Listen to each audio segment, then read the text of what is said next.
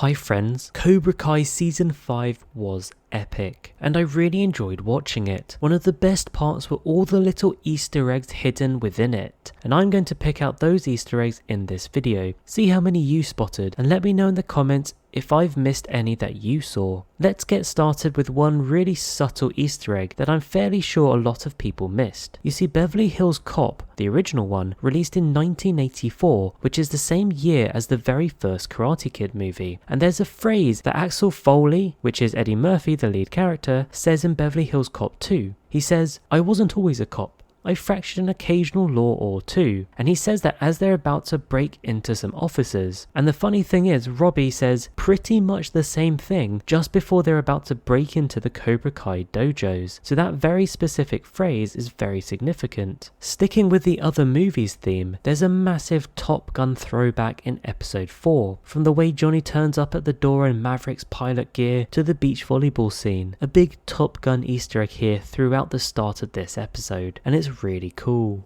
I think that's it for other movie references, but there are a bunch of other Easter eggs from within the Karate Kid universe that we can take a look at. A nice easy one is Jessica Andrews. She's introduced as Amanda LaRusso's cousin in Cobra Kai, and if you recognize her, that's because we've seen her before in Karate Kid 3. She was the pottery girl that made the pots for Mr. Miyagi's bonsai trees. Her and Daniel never really got a thing going, but they did form a nice friendship. It turns out she is the one that introduced Daniel and Amanda, meaning her and Daniel must have stayed friends after Karate Kid 3. Speaking of bonsai trees, Terry bids $30,000 for these bonsai trees that Daniel donates to a charity auction. You might think that's a lot of money for bonsai trees, even if it is for charity. But in fact, this is a little Easter egg which ties to something Mr. Miyagi said, because he said original bonsai trees were worth many thousands, and this was back in Karate Kid number 3. Sticking with the Terry Silver Easter eggs, in Karate Kid number 3, when he goes to visit Mr. Miyagi and Daniel for the first time, he mentions his sensei is Kin Sung Young. Back then, we all thought it was just a made up name, but it turns out that really was his sensei. We do also get to see a young Sato teaching a young Chozen. Sato has died by the time Cobra Kai has arrived, but it's really cool to see a flashback of him and Chozen. We also hear Chozen has feelings for Kimiko in episode 9 of Cobra Kai season 5, and this actually makes a lot of sense, given she was one of the reasons Chozen and Daniel were enemies back in Karate Kid number 2. He even leaves her a voice message in episode 9 telling her how he feels, although I'm not really sure why he leaves that voice message in English. Maybe a bit of a plot hole there.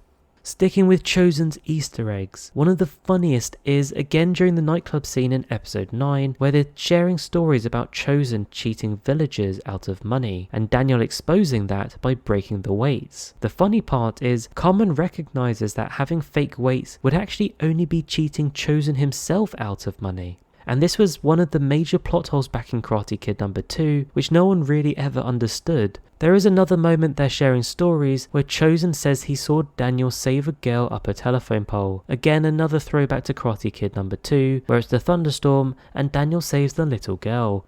Let's talk about some Daniel LaRusso Easter eggs. The episode he fights Terry Silver, he clearly strikes first, and this is a funny little Easter egg because obviously Terry Silver taught Daniel to strike first, whereas Mr. Miyagi's teachings were never to strike first. Also, during the fight, we've got a few other little Easter eggs. One of them is the drum technique, which Terry Silver uses to dodge Daniel's punches. He even wears a similar expression to Daniel LaRusso when he does it in Karate Kid number 2. Oh yeah, we also see Daniel try to sweep the leg, another thing Terry Silver taught him. The funny thing is Terry Silver avoids it in a similar way to how Mike Barnes avoided it back in Karate Kid 3. After the fight, we do get to see Daniel put on sunglasses to cover a black eye, something he also did in the original Karate Kid movie to hide his black eye from his mother. There are a few Easter eggs for Mike Barnes as well. By the way, Mike Barnes' introduction was one of my favourite parts of season 5. I just wish they had more of him in it. I feel like he was definitely underused, but I do hope we see more of him in season 6. Anyway, the Easter egg for him is a cool one. It's when he's negotiating on the phone and asks for 50%, and that's significant because it's an Easter egg or a throwback to exactly what he did in Karate Kid 3 when he was negotiating with Terry Silver. He even uses a similar tone.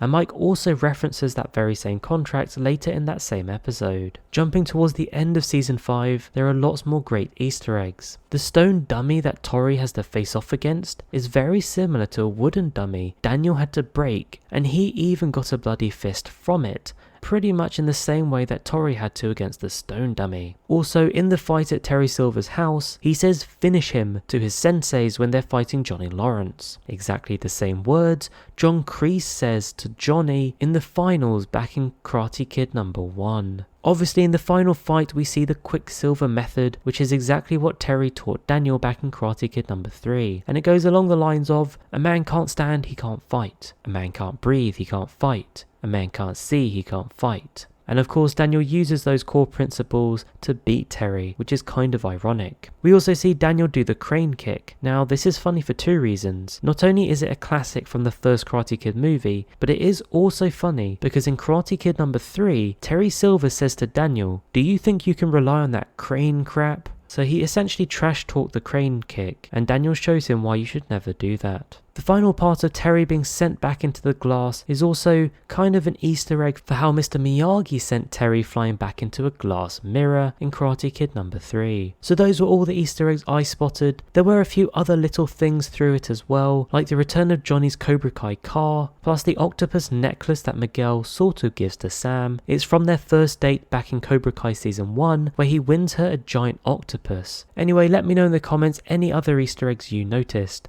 Don't forget to like and subscribe. Thank you so much for watching, and I'll catch you later.